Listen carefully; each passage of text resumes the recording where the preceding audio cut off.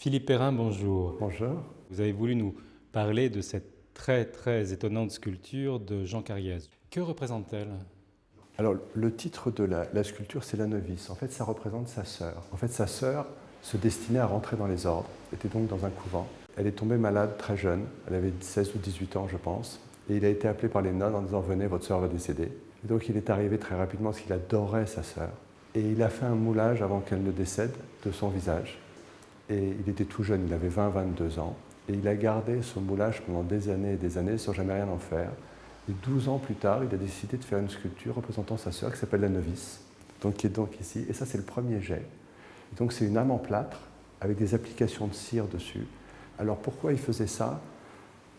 Parce que cette technique permet d'être très souple. Parce que vous pouvez retravailler la cire en permanence avec vos doigts, etc. Parce qu'en fait, il faut imaginer que Cariès, il ne voulait pas faire un portrait absolument exact de sa sœur. C'était la façon dont il l'idéalisait. Donc, si vous voulez, c'est comme ça qu'il s'est représenté sa sœur et c'est devenu une sculpture absolument célèbre. C'est une des rares cires que l'on connaisse. Il y a une vingtaine de cires, je crois, 15 ou 20 cires qu'il a faites. Elles sont toutes dans des collections publiques. Et celle-ci, en plus, revêt une grande importance parce qu'elle provient de la collection des premiers collectionneurs de Cariès. Et c'était les Ménards d'Orient qui ont été les gens les premiers à faire une exposition des sculptures de Jean Cariès à l'époque. Qu'est-ce qui vous attire chez Cariès? Qu'est-ce qui vous interpelle?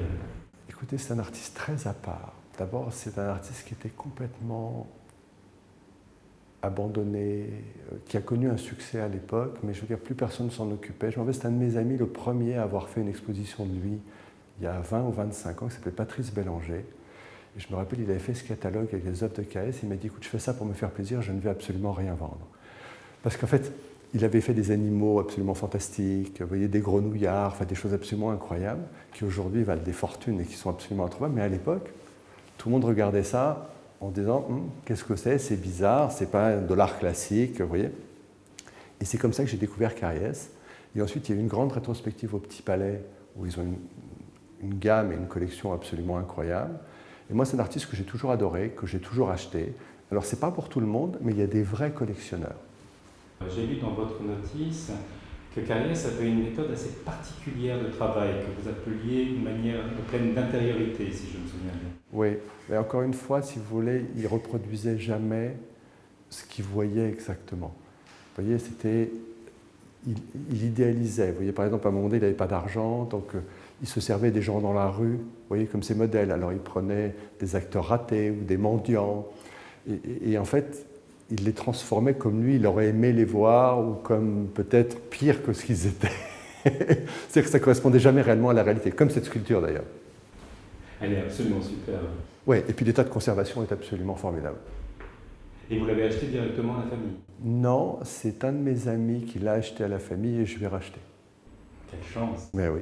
Vous devez être heureux d'avoir une pièce comme ça chez Ah, vous. mais j'adore. Ah, mais ça, c'est le bonheur de mon métier, ça. Je vais à la découverte, c'est là où est le plaisir. Comment êtes-vous devenu marchand? Mes parents étaient marchands, mes grands-parents étaient marchands, et moi, j'étais banquier, figurez-vous. Je travaillais à l'époque, au début des années 80, pour la plus célèbre banque au monde, qui s'appelait Lehman Brothers. Vous vous rappelez de Lehman Brothers? C'était bien avant la crise, et j'ai travaillé chez eux pendant 8 ans, il me semble. Voilà. Comment avez-vous passé le cap? Parce qu'à un moment donné, je devais changer. J'étais parti de chez Lehman, je rentrais dans une autre banque, et puis mon père m'a dit, viens avec moi, je vais à New York, et j'avais travaillé à New York pendant des années. Et puis il m'a dit, viens avec moi, il y a les ventes et tout. Je suis allé avec lui, et puis j'ai acheté un petit truc que j'ai revendu en rentrant à Paris. Je me suis dit, tiens, c'est amusant. Et puis voilà, la pitié venant en mangeant, c'est comme ça que j'ai commencé. Et j'ai abandonné la banque. Ouais. On comprend. Et moi aussi, d'ailleurs.